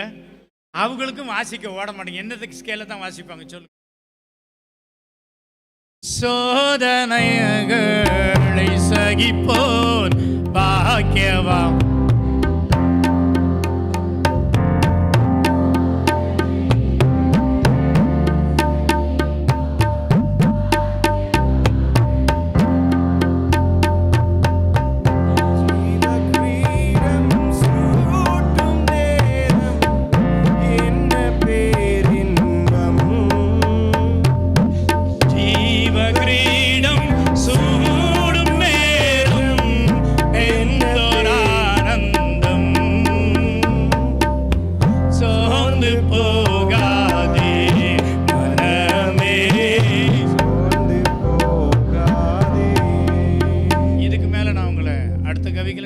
மாட்டீங்க.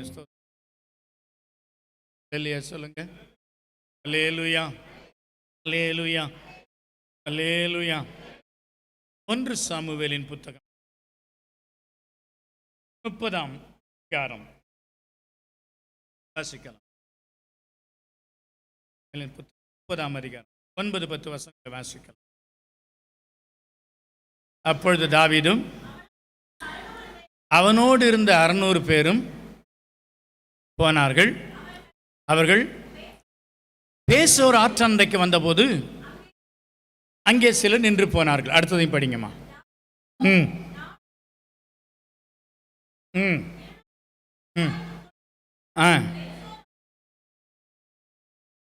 அடுத்ததையும் படிங்க. சரி, போதும். இப்போ போதும் அம்மா, போதும். நமக்கு எல்லாருக்கும் தெரியும், அமலேக்கியர் தாவீதினுடைய 2 மனைவிகளையும் அவர்கள் சவதரித்து வைத்திருந்த எல்லாவற்றையும் என்ன செஞ்சிட்டாங்க? கொள்ளையாடி கொண்டு போய் அந்த இடத்தையே தீ வச்சு கொளுத்தியாச்சு. இப்போ ஜெபம் பண்ணுறதுக்கு பலன் இல்லை. நான் சொல்கிறேன், அழுவதற்கு பலன் இல்லாமல் போக மட்டும் அழுதுட்டான். நல்லா கவனிக்க, நான் சொல்லுகிற எல்லாருக்குமே நல்ல ஜெப வீரர்கள். சத்தியத்தை நல்லா கவனிச்சுட்டு வாங்க. சாமுவேல் தீர்க்கதரிசி நல்ல ஜெப வீரன், அதுதான்ல. மோசே நல்ல ஜெப வீரன், கவனிக்கிறீங்களா? இப்போ தாவீது நல்ல ஜெப வீரன். இப்போ அவனுக்கு அழுவதற்கு பலன் இல்லை. அந்த அளவுக்கு என்ன செஞ்சிச்சுங்க? எல்லாத்தையும் இழந்து போய் நிற்கிறான். ஜெபிக்க மனசு வரல. ஆனால் அவன் என்ன செய்றான்? ஜெபிக்கிறான். ஆண்டவர் போன்னு சொல்லிட்டாரு. இப்போ அவங்க கூட இருக்கிற ஒரு 600 பேர் என்ன செய்கிறாங்க? அமலேக்கியரோடு கூட யுத்தம் பண்ண புறப்பட்டாங்க. அதில் 200 பேர் என்ன செஞ்சிட்டாங்களாம்? இப்போ எங்களால் என்ன முடியல, நடக்க வைக்க முடியல. ஏற்கனவே யுத்தம் பண்ணி நாங்கள் டயர்டாயிட்டோம். இப்போ பொண்டாட்டி பிள்ளைகளையும் பறி கொடுத்துட்டு நாங்கள் என்ன செஞ்சுருக்கோம்? மனசும் டயர்டாகி போச்சு. எங்களால் இந்த ஆற்றை கடந்து என்ன செய்ய முடியாது? யுத்தத்துக்கு வர முடியாது. ஏன்? விடாய்த்து போயிட்டோம். கை காலெல்லாம் தளர்ந்து போயிட்டு. இனிமே போய் இன்னொரு யுத்தம் செய்து இழந்த எல்லாத்தையும் மீட்டு கொண்டு வருவதற்கு எங்களுக்கு என்ன இல்லை? பலன் இல்லை. நான் உங்களுக்கு சொல்லுவேன், நின்று போனாங்களே 200 பேர், அவங்க என்ன பலவீனத்தோடு கூட இருந்தாங்களோ அதே தான் இவங்களுக்கும். யாருக்கு? தாவீதும் மீதியாக இருந்த 400 பேருக்கும். அவங்க மட்டும் என்ன தனியாக இருந்தாங்க? இல்லை. ஆனாலும் நல்லா கவனிக்கணும் சத்தியத்தை. ஆனாலும் என்ன செஞ்சாங்க? ஜெபம் பண்ணா. கர்த்தர் ஒரு வார்த்தை கொடுத்தார், இழந்து போன எல்லாத்தையும் திரும்ப பெற்றுக்கொள்வாய் என்று சொல்லி அந்த வார்த்தையை சுதந்திரத்து கொண்டு தாவீது என்ன செய்கிறாங்க? யுத்தத்துக்கு மறுபடி போகிறோம். இப்போ எல்லாத்தையும் அவங்க என்ன செஞ்சிட்டாங்க? திரும்ப கொண்டு வந்துட்டாங்க. 18ஆம் வசனத்தை பார்த்து என்ன நினைச்சிருப்பீங்க? திரும்ப எல்லாவற்றையும் திருப்பி கொண்டு வந்துட்டான். இப்போ இழந்த எல்லாத்தையும் திரும்ப கொண்டு வரும்போது இப்போ இவனுங்க யாரு? சோர்ந்து போய் நாங்களாம் அவங்க கூட வரமாட்டோம், யுத்தத்துக்கெல்லாம் வரமாட்டோம், எங்களெல்லாம் முடியாதுப்பா, நாங்களும் செத்தே போயிடும் சொல்லி இங்கே ஒதுங்கி கிடந்தானுங்களே. இவங்க எல்லாத்தையும் கொள்ளையாடி திரும்ப கொண்டு வரதை பார்த்த உடனே இவங்களுக்கு என்ன வந்துச்சுங்க? உற்சாகம். நம்ம பங்கும் உண்டுலான்னு போகிறாங்க. அதில் நம்ம விசுவாசிங்க சில பேர் இருந்தாங்க. ஹலோ, இதை கவனிக்க வேண்டிய ஒரு சத்தியம். நம்ம விசுவாசிங்க கொஞ்சம் பேர் இருந்தாங்க. யார்கிட்ட சண்டை போட்டாங்க? இந்த வயல்களாம் நம்ம கூட வரவே இல்லை. முட்டு வலிக்குது, கால் வலிக்குது, இடுப்பு வலிக்குது, அம்புட்டு பயல்கள் இங்கே கடந்துட்டானுங்க. நம்மளுக்கும் அந்த வலி இல்லையா? அது மத்தியில் தான் நம்மளும் போனோம். இப்போ இவனுக்கு பங்குக்கு வருவானுங்க. தாவீது ராஜா, ஒரு வயலுக்கு என்ன செஞ்சிடாதீங்க? ஆசீர்வாதத்தில் பங்கு கொடுத்துடாதீங்க. இவனுங்க சோர்ந்து போய் முடங்கி போய் உட்காந்தானுங்க. அப்ப நம்ம போய் எல்லாத்தையும் சம்பாதிச்சுட்டு வரணும். ஒன்னும் செய்யாம உட்காந்து தூங்குற பயிலையும் நம்ம கொடுக்கணுமா? கிறுக்கா? ஹலோ, இப்ப தாவீதுடைய பெருந்தன்மை பாருங்க. என்ன நம்ம பலத்தில் எல்லாத்தையும் ஜெயிச்ச மாதிரி சொல்றீங்க? கர்த்தருடைய கிருபை எல்லாம் கிடைச்சது கொடு, அவனும் நம்ம ஆளுங்க தானே. நன்றாய் கவனியுங்கள். உன் வாழ்க்கையில் நீ சோர்வுக்கு இடம் கொடுப்பாயானால் தொடர்ந்து பிரயாணம் பண்ண பிசாசு உன்னை அனுமதிக்கவே மாட்டான். நீ தொடர்ந்து சர்ச்சுக்கு வந்துக்கிட்டே இரு, கர்த்தர் ஒரு நாள் உனக்கு ஒரு கிரியை செய்வான். இந்த 38 வருஷமா பெதஸ்தா குளத்தில் படுத்து கிடந்தான யோவான் 5 ஒருத்தன் எந்த நம்பிக்கையில் 38 வருஷமா அங்கேயே படுத்து கிடந்தான்? என்னைக்காவது ஒரு நாள் என்னைக்காவது ஒரு நாள். எல்லாரும் அவரை தேடி போகிறாங்க, அவர் ஒரு நாள் என்னை தேடி வருவாருங்கிற ஒரு சோர்ந்து போகாத திட நம்பிக்கை அவனுக்குள்ள. உங்களுக்கு சொல்கிறேன், நீங்கள் எத்தனை ஆண்டுகள் வேண்டுமானாலும் சபைக்கு வந்து கொண்டிருக்கலாம். ஒருவேளை இதுவரை உங்களோட வாழ்க்கையில் அற்புதம் நடக்காது இருந்திருக்கலாம். ஆனால் உங்களுடைய விசுவாச பிரயாணத்தை தயவு செய்து நிறுத்திடாதீங்க. You please continue to journey till your destiny. நீங்கள் அடைய வேண்டிய இலக்கை அடையும் மட்டும் நீங்கள் என்ன செஞ்சிடாதீங்க, உங்கள் ஜெப வாழ்க்கையை கண்டினியூ பண்ணிட்டே இருங்க. கர்த்தர் உங்களுக்கு பதில் தருகிற வரைக்கும், கர்த்தர் உங்களுக்கு சொன்னதை செய்யும் வரைக்கும், you please keep on continue it. அதனால தான் அந்த விதவைக்கு சொன்னார், நீ சோர்ந்து போகாம ஜெபம் பண்ணு, உனக்கு நியாயம் கிடைக்கிற வரைக்கும் you keep on going to that house. அந்த நியாயாதிபதி வீட்டுக்கு நீ போயிட்டே இரு, அவனுக்கு முன்பதாக நில்லு. ஒரு நாள் அவனுடைய கண்களில் உனக்கு தயவு கிடைக்கும். அநியாயமுள்ள ஒரு நியாயாதிபதி இடத்திலே ஒரு நியாயம் கிடைக்குமானால், கர்த்தருக்காய் வெகு காலமாய் காத்திருக்கிற உனக்கு இந்த வருஷத்தை ஒரு நியாயம் செய்யாது இருப்பாரா? அவர் நீதியுள்ள நியாயாதிபதி. சோர்ந்து போகாதீங்க. சோர்ந்துட்டோம் பாஸ்டர், கல்யாணம் நடக்கலை, அந்த ஆளுக்கும் ஒரு வேலை இல்லை, கடனும் அடைஞ்ச மாதிரி இல்லை, வீடு வாங்கலான்னு பார்த்தா அதுக்கும் வழி இல்லை, அந்த மனுஷன் திருந்தி குடும்பமாக பொறுப்பாக சர்ச்சைக்கு வந்தாலும் கர்த்தர் அற்புதம் செய்ய பார்த்தா அதுவும் நடக்க மாட்டேங்கி, மனசு சோர்ந்து போயிடுச்சு பாஸ்டர். நிறைய வாக்கு தத்தங்கள் எல்லாம் கேட்டு கேட்டு கேட்டு இனிமேல் ஒரு முடிவு பண்ணிட்டேன், இனி நான் ஜெபம் பண்ணுறதா இல்லை பாஸ்டர். அந்த விரக்தியான ஒரு மனப்பான்மையில் இருப்பாயானால் உனக்காக தான் கர்த்தர் இன்னைக்கு பேசுகிறாரு. நீ சோர்ந்து போன நாட்களை எல்லாம் கர்த்தர் மாற்றுகிற ஒரு வேளை வந்திருக்கு. லேலுயா லேலுயா லேலுயா. கடைசியாக ஒரு காரியத்தை நான் உங்களுக்கு சொல்லிக் கொடுக்குறேன். 1 சாமுவேல் புத்தகம் 16ஆம் அதிகாரத்தில் 1-2 வசனங்களை வாசிங்க.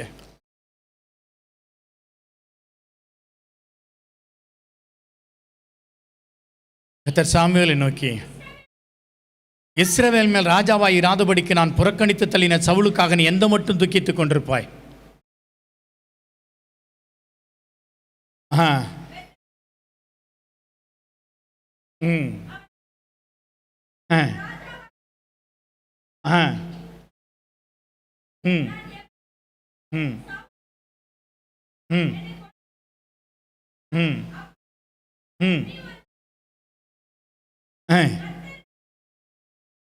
போதுமா?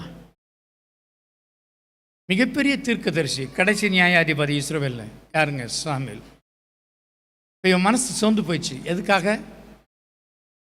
கழுதையை தேடி போனவனுக்கு ராஜ்யத்தை ஆளக்கூடிய அபிஷேகத்தை அவனுக்கு கட்டளையிட்டு, இதாப்பா இஸ்ரவேலுக்கு முதல் ராஜான்னு சொன்னதுக்கப்புறம் அவன் கர்த்தருக்கு விரோதமாக எழும்பினதை பார்த்த உடனே சாமுவேலுக்கு என்ன வந்துருச்சுங்க?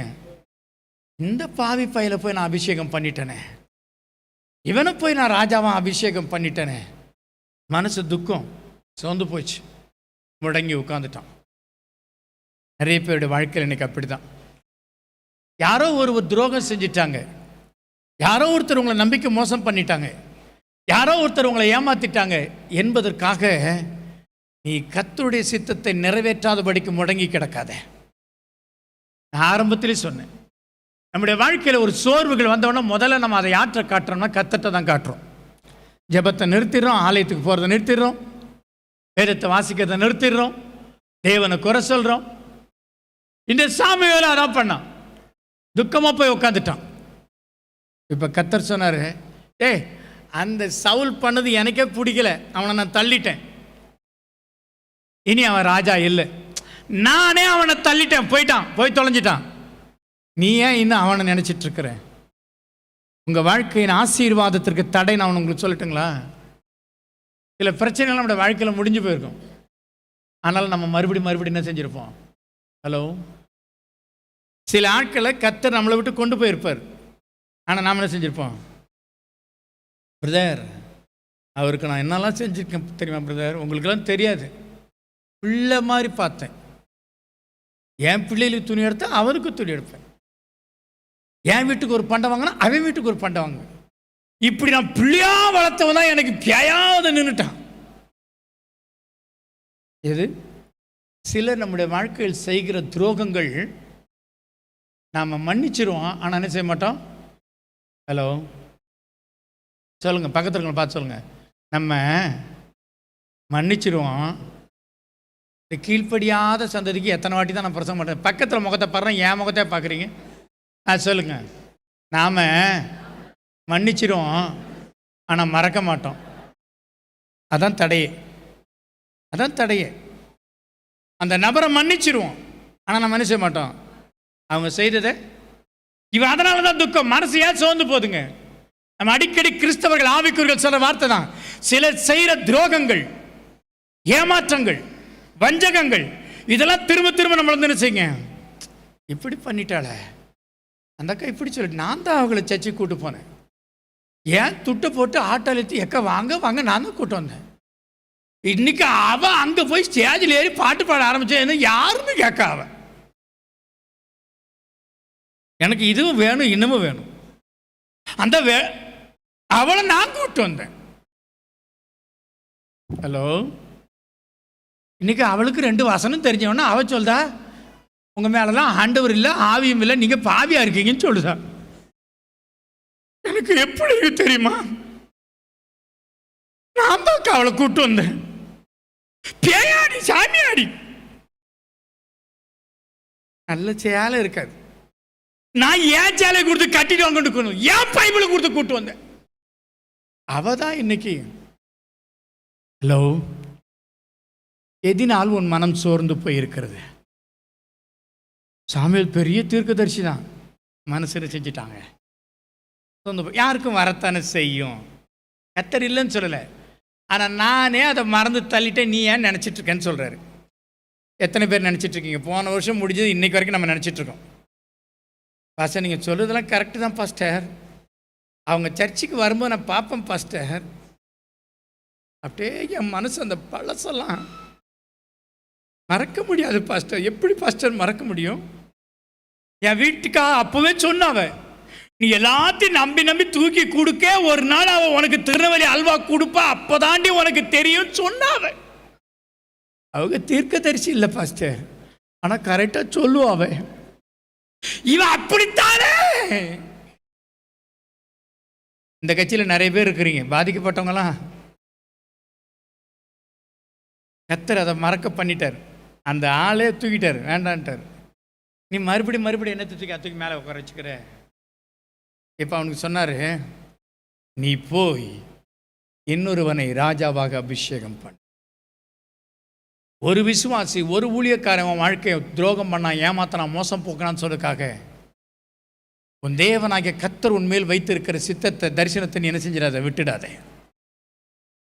சாமுவேல் எழுந்தான், தாவீதை அபிஷேகம் பண்ணினான்.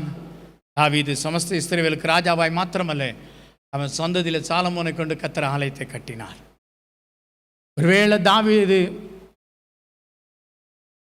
அன்றைக்கு அபிஷேகம் பண்ணப்படாவிட்டால் இந்த வேதத்தில் அவனுக்கு இடம் இருந்திருக்குமான்னு எனக்கு தெரியல. ஆனால் ஒன்று உங்களுக்கு நான் சொல்லுவேன், யார் நிமித்தமாக உங்கள் வாழ்க்கையில் ஏற்பட்ட கசப்புகளை மனதில் வைத்திருப்பீர்களானால் தேவன் உங்களை கொண்டு செய்ய நினைத்த காரியங்கள் செய்ய முடியாமல் தடைபட்டு போயிடும். நான் சொன்னது உங்களுக்கு விளங்கிச்சா? ஒரு சின்ன சோர்வு ஒரு விசுவாசியை, ஒரு தீர்க்கதரிசியை எங்கே வரைக்கும் கொண்டு போச்சுங்க? ஒருவனை கொண்டு போடுங்கன்னு சொல்ல வச்சுது, ஒருவனை சாகடிக்கன்னு சொல்ல வச்சுது, ஒருவன் என்ன செஞ்சுதுங்க, பலனெல்லாம் போயிடுச்சு. சோர்வு, அசதி, விடாய்ப்பு ஆவிக்குரிய ஜீவியத்தில் இந்த புதிய வருஷத்தில் நம்ம விட்டு விலகணும்.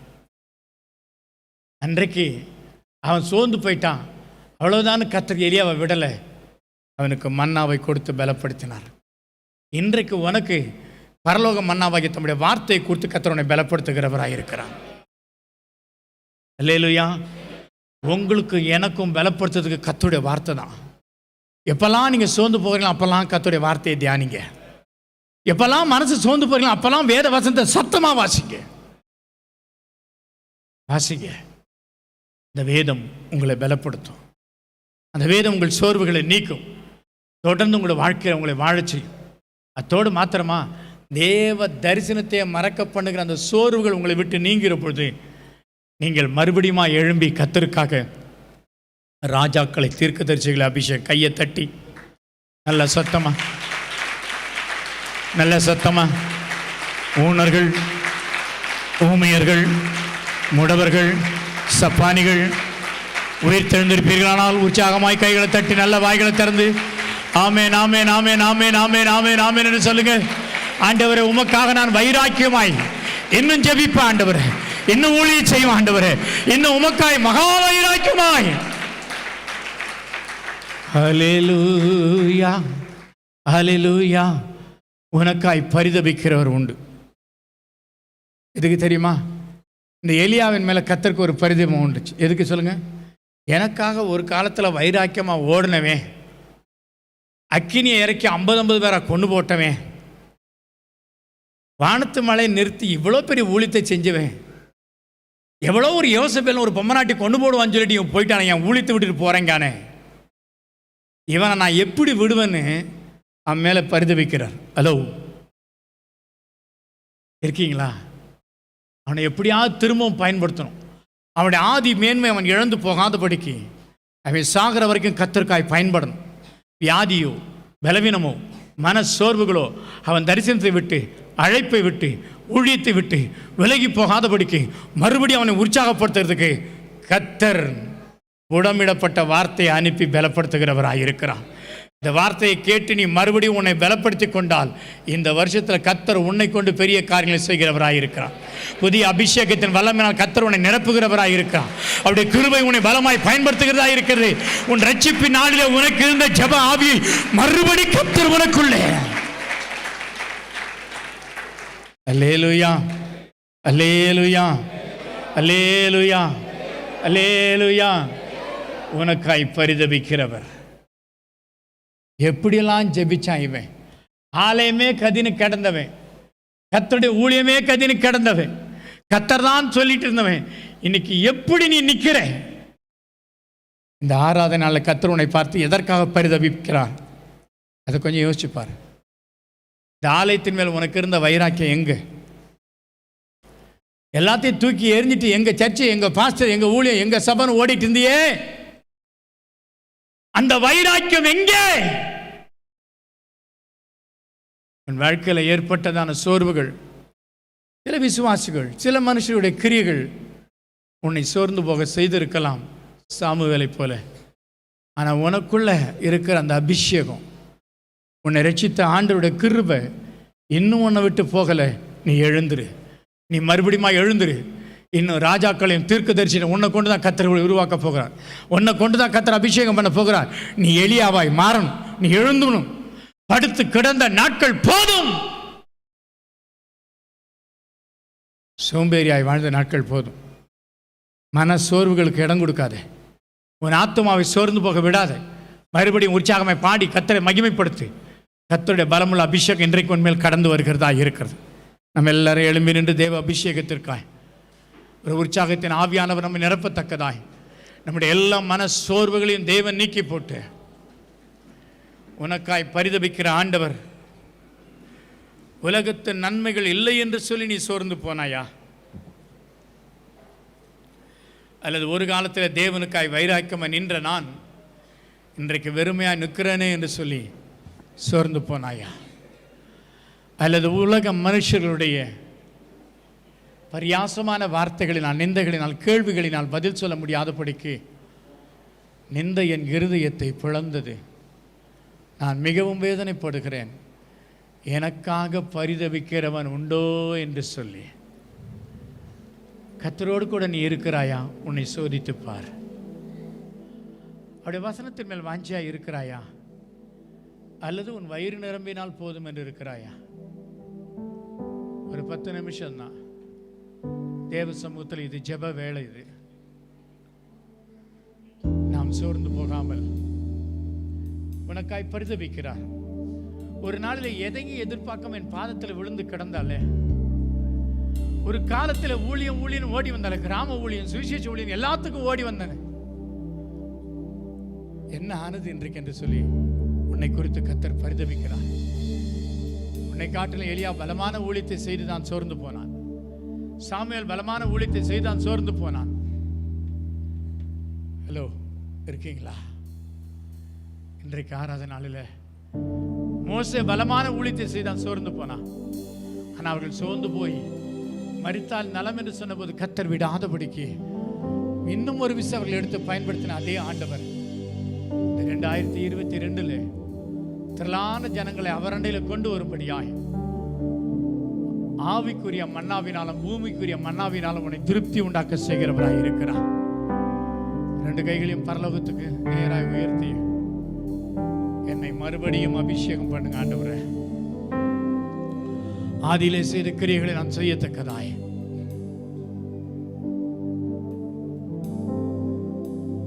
உள்ளத்தின் ஆழத்திலிருந்து உணருங்க. ஆண்டவருடைய சமூகத்தில் அவர் உன்னை வெறுமையா இன்றைக்கு அனுப்ப போவதே இல்லை. மறுபடியும் நீ ஜெபிக்கிறவனாய் கர்த்தருக்காய் வைராக்கியமாய் நிற்கிறவளாய் உன்னை சோர்வுற செய்த எல்லாவற்றையும் உன்னை விட்டு அகற்றி நீ திருப்தியான ஒரு ஊழியத்தை ஓட்டத்தை நிறைவேற்றி முடிக்கத்தக்கதாய் கர்த்தர் மறுபடியும் உன்னை அழைக்கிறார். உனக்காக பரிதபிக்கிறார். எனக்காக வைராக்கியம் என்ற நீயா, என் சத்தியத்துக்காக வைராக்கியம் என்ற நீயா, ஜெபத்திலே உறுதியாய் இருந்த நீயா, ஒரு வினாடி கர்த்தருடைய சமூகத்தில் தலைகளை தாழ்த்தி உன் பிழைகளை உணர்ந்து, ஆண்டவரே இன்னைக்கு நான் ஆலயத்துக்கு போகாம வீட்டிலே இருக்கிறையா, உமக்காக நான் வைராக்கியம் நின்றது உண்மைதான் ஆண்டவரே, எதுவும் வேண்டாம் நீர்தான் வேண்டும் என்று உமக்காக ஓடினது உண்மைதான் ஆண்டவரே. ஆனால் சிலருக்காக நான் ஆலயத்தை விட்டு தூரமா போயிட்டேன். சிலருக்காக நான் என் ஊழியத்தை விட்டுட்டு போயிட்டேன். சிலருக்காக கர்த்தர் எனக்கு கொடுத்த பொறுப்புகளை விட்டுட்டு நான் போயிட்டேன். ஆண்டவரே என்ன மன்னிங்கப்பா, என்ன மன்னிங்க. யாருக்காகவும் நீர் கொடுத்த கிருபையை நான் இழந்து போக கூடாது. எதற்காக நீர் கொடுத்த வல்லமைய வரங்கள் அபிஷேகத்தை நான் இழந்து போக கூடாது. ஆண்டவரே என்னுடைய சமுத்திரம் சொல்லுவியா, ஆண்டவர் உனக்காய் பரிதபிக்கிறார். என் மகனை என் மகளை நான் மறுபடியும் என் ராஜ்யத்திற்காய் நான் பயன்படுத்தணுமே. என் அருகில நிற்க வேண்டிய என் பிள்ளை, எனக்காக ஓட வேண்டிய என் பிள்ளை, கர்த்தர் உனக்காய் பரிதபிக்கிறார். எந்த நிலைமையில இருக்க வேண்டிய நீ ஆண்டவர்கிட்ட சொல்லு. ஒரு வினாடி உன்னை யோசித்துப்பார். உன் ரட்சிப்பின் நாளில் உனக்கு இருந்த விசுவாசம் எங்கே? கர்த்தர் மேல் இருந்த பக்தி வைராக்கியம் எங்கே? ஜெபத்தில் இருந்த உறுதி எங்கே? நம்பிக்கையில் இருந்த சந்தோஷம் எங்கே? உபத்திரவத்தில் இருந்த பொறுமை எங்கே? மறுபடியும் கர்த்தர் உன்னை பலப்படுத்த விரும்புகிறார். கண்களை மூடி கர்த்தரை மாத்திரம் வேற எதையும் சிந்திக்காது. நான் பரிதாபப்பட்டு போற நிலைமைக்கு இல்லை, உனக்காக கர்த்தர் பரிதபிக்கிறார். மறுபடியும் இந்த நாளில் கண்ணீரெல்லாம் துடைப்பா, கண்மணி போல் காப்பா, கண்ணீரெல்லாம் துடைப்பா, கண்மணி போல் காப்பா, கார்மேகம் போன்ற கஷ்டங்கள் வந்தாலும் கனிவோடு உன்னை காத்திடுவார். கார்மேகம் போன்ற கஷ்டங்கள் வந்தாலும் கனிவோடு உன்னை காத்திடுவார். துன்ப நேரத்திலும் ஆறுதல் உனக்கு அளிப்பார். நேரத்திலும் ஆறுதல் உனக்கு அளிப்பார். என்று நந்து நீயும் இயேசுவை நோக்கினால் எல்லை இல்லா இன்பம் என்று நந்து நீயும் இயேசுவை நோக்கினான் எல்லை இல்லா இன்பம் வெற்றி வியாதியையும் ஊக்கமாச்சோம் இன்னைக்கு ஒரு அற்புதம் குணமாக்க வல்லவரா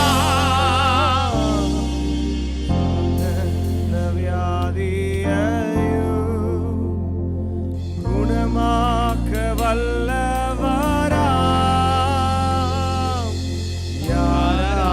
யாராயிருந்தாலும் வேதங்கள் இன்றியே கிருபையாய் அன்பை அளித்திடவே யாராயிருந்தாலும் வேதங்கள் இன்றியே கிருபையாய் அன்பை அளித்திடவே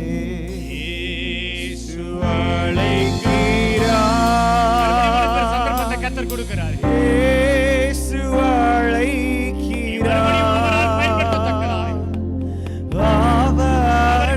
மறுபடியும் அவனுக்கு ஒரு சந்தர்ப்பங்கள் நீக்கி எல்லா சோர்வுகளையும் ஒப்பு கொடுப்பாயா? ரெண்டு கைகளையும் உயர்த்தி ஆவலாயுன்னை நம் காரங்கள் நீட்டி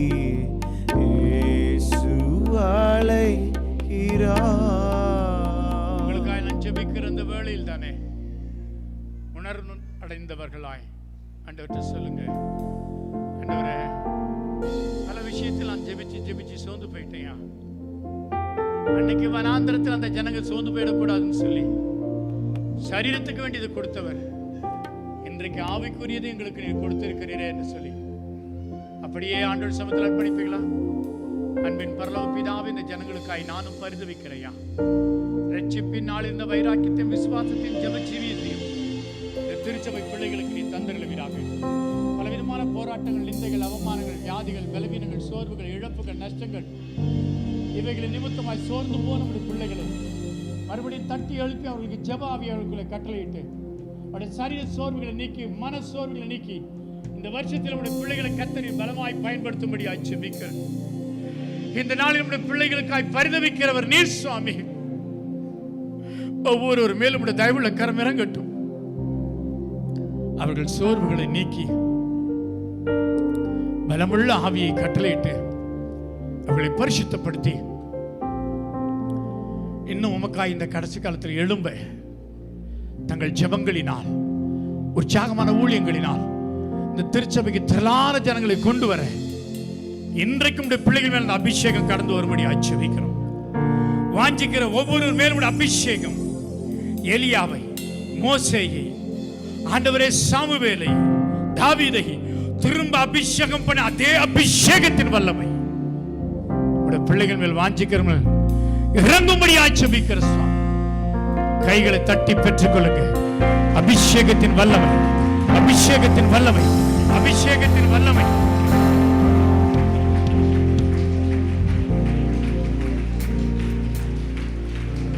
நல்ல வார்த்தைகளை கேட்ட நல்ல கரங்களை தட்டி பிரைஸ் தி லார்ட். ஆமென், ஆமென், ஆமென், ஆமென். ஆண்டவரே பலப்படுத்துங்க, பயன்படுத்துங்க. ஆண்டவரே நல்ல கிருபைகளை கொடுப்பீராக. எங்கள் சபை மக்கள் யாவரும் கிருபைகளை கொடுப்பீராக. எங்கள் மண்டல ஊழியங்களுக்காக ஸ்தோத்திரம். எல்லாரையும் ஆண்டவரே, எங்கள் மண்டலத்திற்கு எல்லா சபைகளையும் ஆசீர்வதிங்க. எங்கள் சபைகள் வளரட்டும் ஆண்டவரே. இந்த நாளில் எங்கள் மத்தியில் உடைய வார்த்தை கொடுத்த அன்புக்காக, குடும்பத்துக்காக, ஊழியங்களுக்காக ஜெபிக்கிறோம். இன்னும் பல ஆயிரங்களுக்கு பயன்படுத்துங்க ஆண்டவரே. பல ஊழியர்களை அவங்க உருவாக்க உதவி செய்வீராக, கிருபையில கொடுப்பீராக. இந்த நாளிலும் ஆண்டவரே இந்த ஜெபத்தில் பங்கெடுத்த ஒவ்வொருவருக்காக ஸ்தோத்திரம். உடைய திருச்சமூகத்தில்ப்பா கண்ணீரோடு பாரத்தோடு ஜெபித்த ஒவ்வொரு பிள்ளைகளை ஆசீர்வதிங்க. இன்னும் ஜெபிக்க நல்ல அபிஷேகம் கொடுங்க. இரவு எழுந்து ஜெபிக்க, அதிகாலை எழுந்து ஜெபிக்க, உபவாசத்து ஜெபிக்க ஒவ்வொரு கிருபை கொடுப்பீராக.